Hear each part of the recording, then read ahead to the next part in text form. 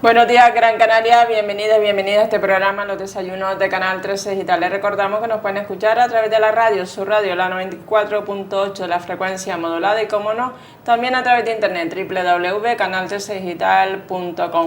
Hoy vamos a hablar de un proyecto de la Asociación Mujeres Solidaridad y Cooperación y para ello tenemos a Lidia Rodríguez, psicóloga. Muy buenos días. Buenos días. Hoy vamos a hablar con Lidia sobre el proyecto Servicio Insular de Prevención y Atención Integral a Mujeres y Menores Víctimas de Violencia de Género, y este programa está subvencionado por el Cabildo de Gran Canaria, Instituto Canario de Igualdad. Lidia, ¿quiénes atienden desde tu área, que es una menor víctima de violencia de género? Sí, bueno, desde mi área se atienden a los menores y a sus madres. En concreto, este programa tiene la prioridad de dar una respuesta a las necesidades de los menores que han vivido la situación de violencia de género. Y estos menores son niños y niñas que han nacido en una familia en la cual pues, se ha dado esta problemática, esta circunstancia. El niño viene siendo considerado víctima directa de la violencia y contemplado en los programas de intervención ante esta problemática. ¿Qué ocurre? Que esto no ha sido siempre así.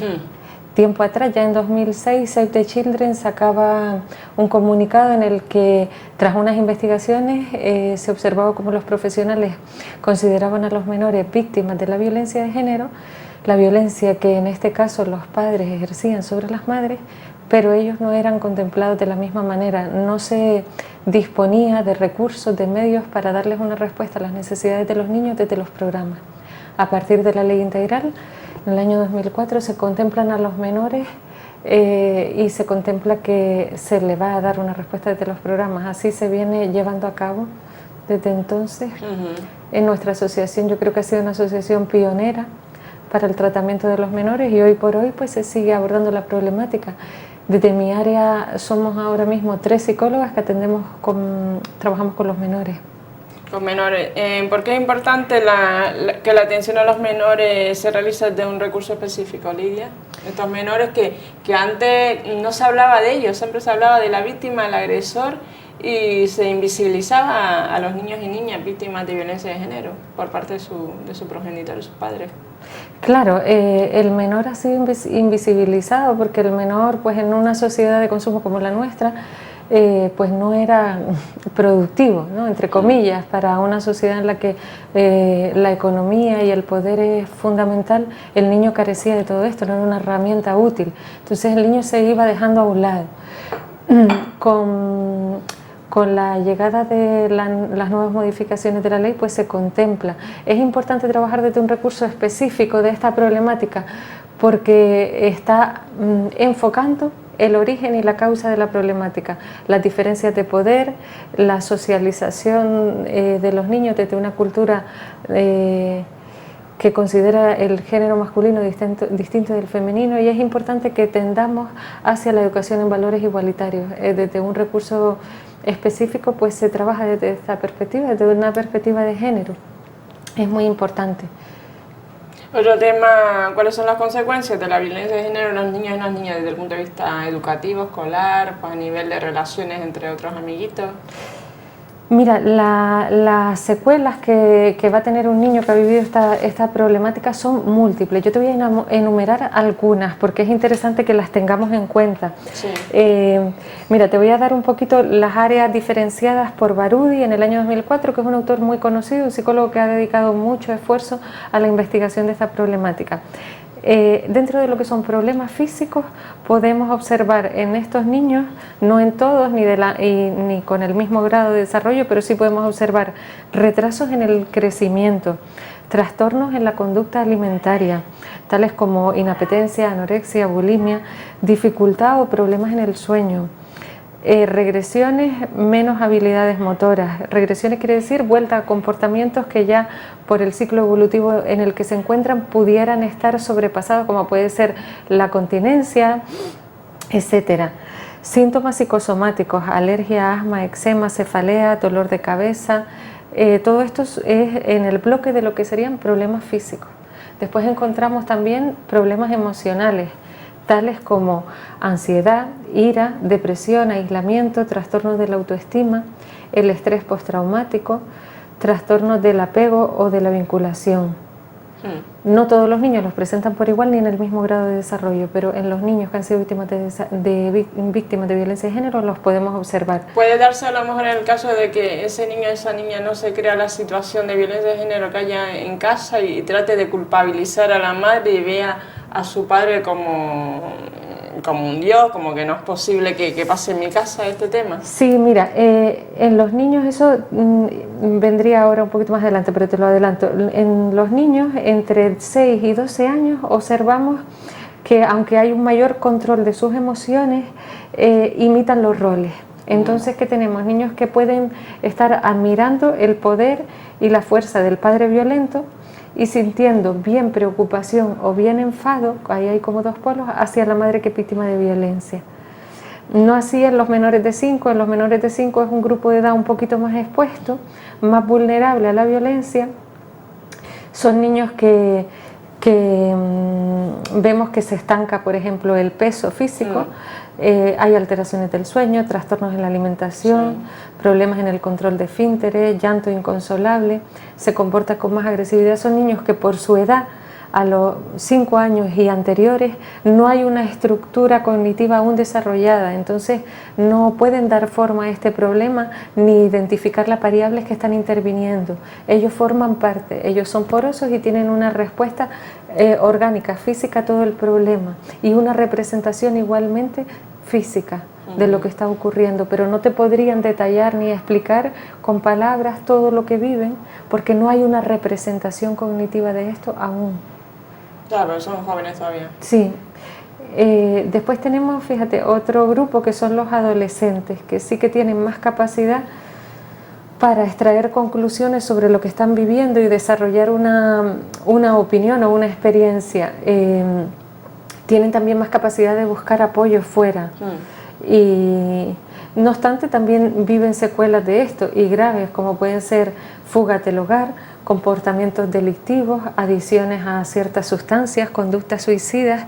La manifestación del dolor en ellos es muy evidente, aunque también están más armados porque tienen más edad y más desarrollo para hacer frente a esto.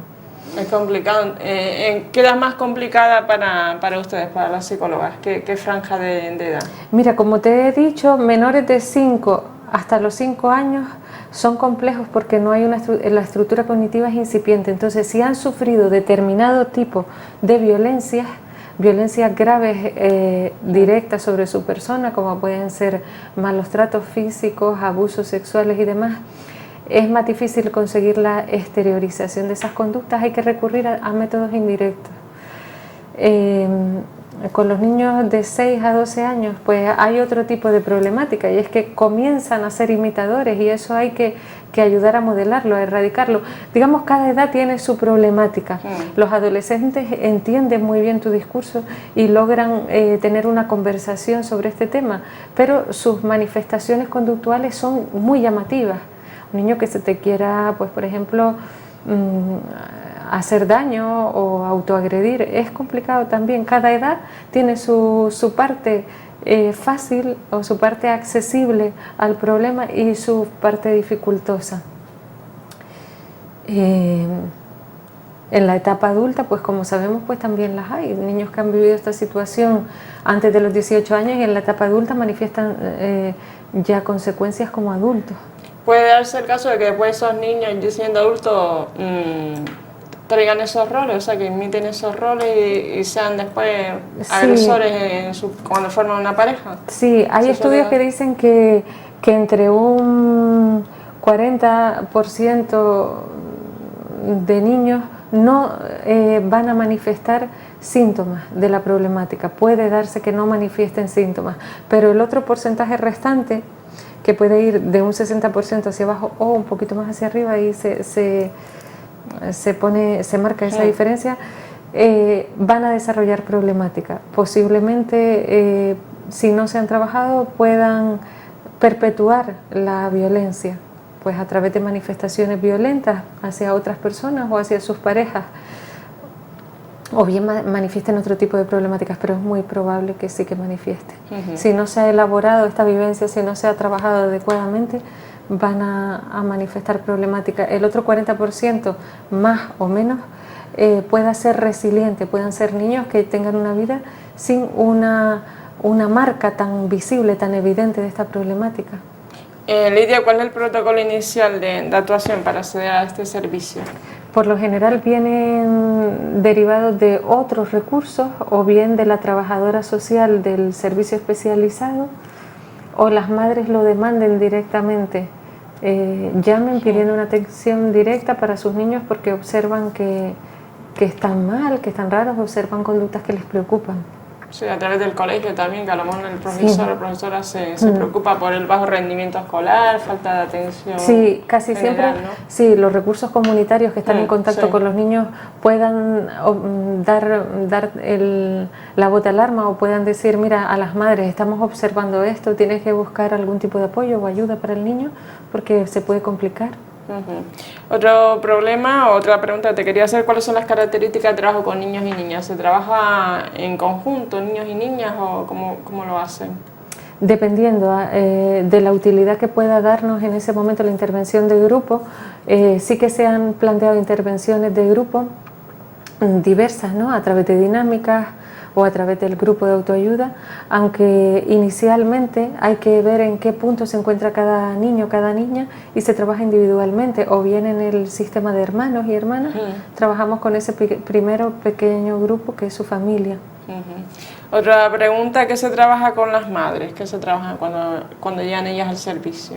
Con las madres en concreto de este programa, del programa de atención a menores, vamos viendo el vínculo, cómo el vínculo se ha visto deteriorado por la vivencia de la violencia y cómo restablecer esas pautas saludables de relación con los niños. ¿Se considera ella culpable de su situación? En ocasiones culpable, desbordada, incapaz de hacer frente a la problemática, no se siente capaz de ser una tutora resiliente de sus hijos, y hay que recuperar todo ese valor porque está dentro de ellas y lo tiene.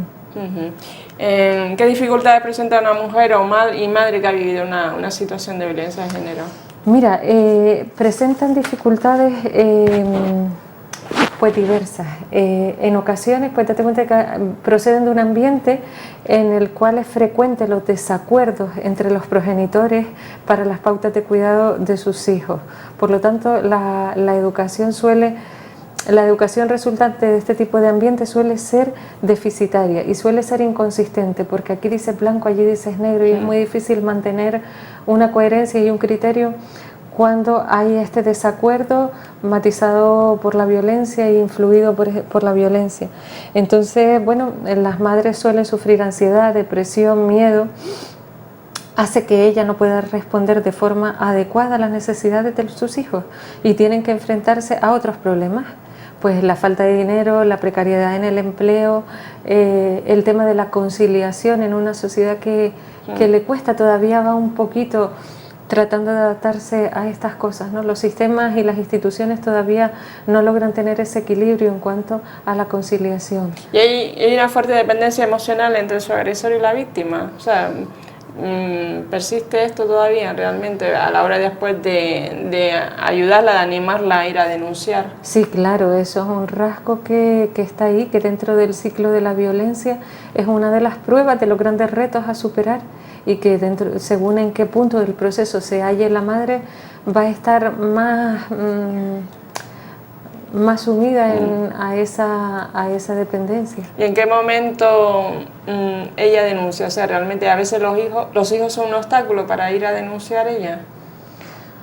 Los hijos son otro... A veces no denuncian por los hijos, por el qué dirán, o realmente por sus familiares o familiares de él. Sí, es un factor más en la ecuación, el contexto social de la víctima. El contexto son sus hijos, sus padres, sus iguales. Como siempre, hay mucha dificultad de abrir a lo público esto que se ha vivido en silencio.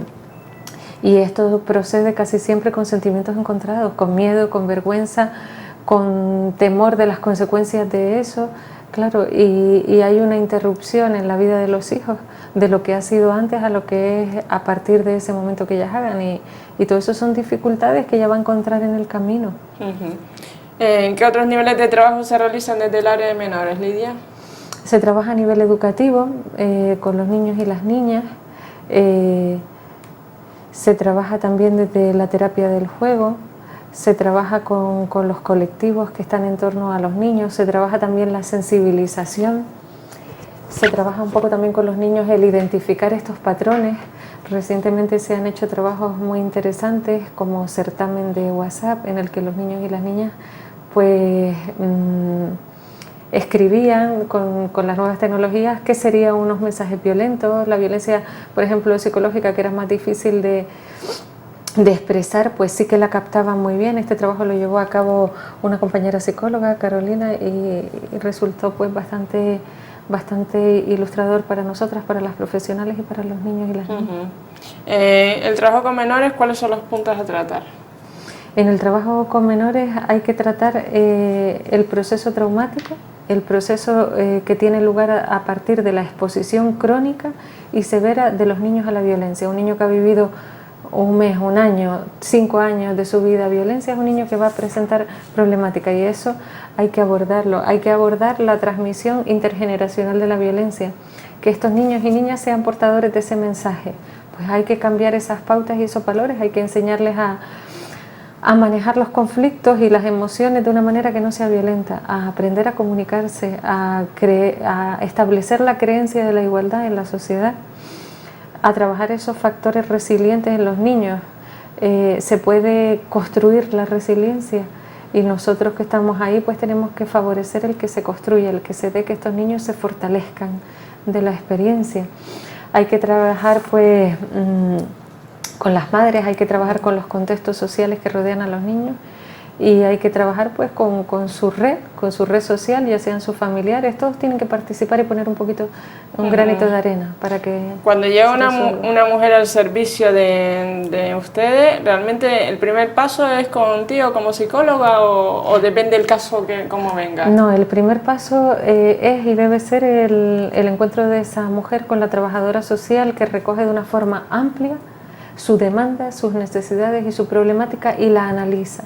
Y entonces ella la derivará al resto de las profesionales, ya bien considere que deba ser la abogada o la psicóloga la que intervenga a continuación, pero debe abordarse la problemática de una forma amplia, integral, pues hay muchos contextos en juego, ¿no?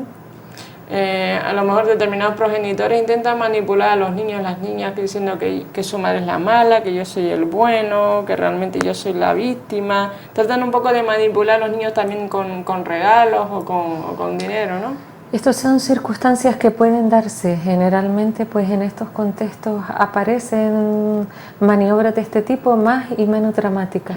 Para los niños también tienen consecuencias. También es importante que aprendamos a manejar estas circunstancias en las que viven los niños, ser muy conscientes de que están viviéndolas y ayudarlos a manejarse un poquito en ese tipo de maniobras que en ocasiones pues los adultos y las adultas que viven con ellos les ponen en estas tesituras, ¿no? Este tema ha pasado de un tema particular, privado, ha cambiado a un ámbito social que nos pertenece a todos, o sea que no todos somos responsables de esta situación de violencia de género, y sobre todo con menores. Claro, por supuesto.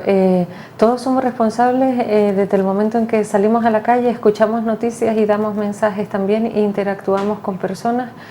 Todos somos responsables de mantener el silencio en algunas situaciones en las que no hay que mantenerlo, y somos responsables de mojarnos, ¿no?, cuando vemos situaciones así. Una compañera abogada una vez me decía, hay leyes, sí, pero la ley es un papel. La ley está viva cuando está viva en la conciencia de un conjunto de personas que formamos una sociedad y dependemos unos de otros, somos interdependientes. Aquí ninguno podemos funcionar solos en una sociedad. Entonces ahí es cuando todos adquirimos esa conciencia y esa responsabilidad. A mí me gusta mucho decir conciencia. ¿Ha mejorado la aplicación de esta ley integral o hay lagunas o hay aspectos que hay que mejorar desde el punto de vista de todo el personal que trabaja desde docentes, desde juristas, desde los medios de comunicación también, que hacen su daño cada vez más, porque a veces inciden más en las puñaladas que le dio el agresor a la víctima, que están los menores mirando, que sobre otro aspecto. No quisiera hablar aquí de las carencias de los medios, prefiero hablar de las carencias nuestras, de los recursos. Todos las tenemos. Sabemos que hay amarillismo, que hay muchas cosas y todos las tenemos. Es importante saber que a un niño no le va a hacer bien que saquen su nombre, a un niño no le va a hacer bien que saquen los detalles más escabrosos de su historia, porque el único dueño de esa historia es ese niño, esa niña y esa madre y esa familia. Los demás no somos dueños, no debemos hacer carnaza de todo eso, no debemos hacer una historia más triste de lo que ya es. Debemos tratarlo con respeto y que los niños que la han vivido puedan vivirla con dignidad, después de que todos intervenimos en ella, porque al final intervenimos todos, intervienen los medios, intervenimos los profesionales y debemos de tratarlas con respeto. Debemos seguir aprendiendo. La ley lleva desde 2004 funcionando. Sí es cierto que ahora mismo hay una creencia, una conciencia social de que no se debe agredir a las mujeres, pero la ley debe seguir avanzando, la conciencia de los ciudadanos a la par debe seguir ahondando en el conocimiento de este fenómeno de la violencia para que se comprenda. Y sí que debemos todos madurar un poquito en ese conocimiento y en la forma de acercarnos a las familias que lo viven y en la manera de responder a sus necesidades. Todos debemos seguir aprendiendo. Ya tenemos digamos, unos caminos trazados, ahora debemos caminar pues, con más soltura, con más elegancia, con más firmeza en todo esto. Y es un trabajo multidisciplinar, porque me consta que la asociación también da charlas en los centros educativos para determinar, para valorar este tipo de acciones. Sí que se hace un trabajo muy valioso y muy bonito de sensibilización con respecto a los factores que mantienen la violencia y qué es en sí, y ese trabajo debe seguir adelante. Es muy importante que se siga apostando por esto, para que no se venga atrás todo el trabajo que se ha hecho.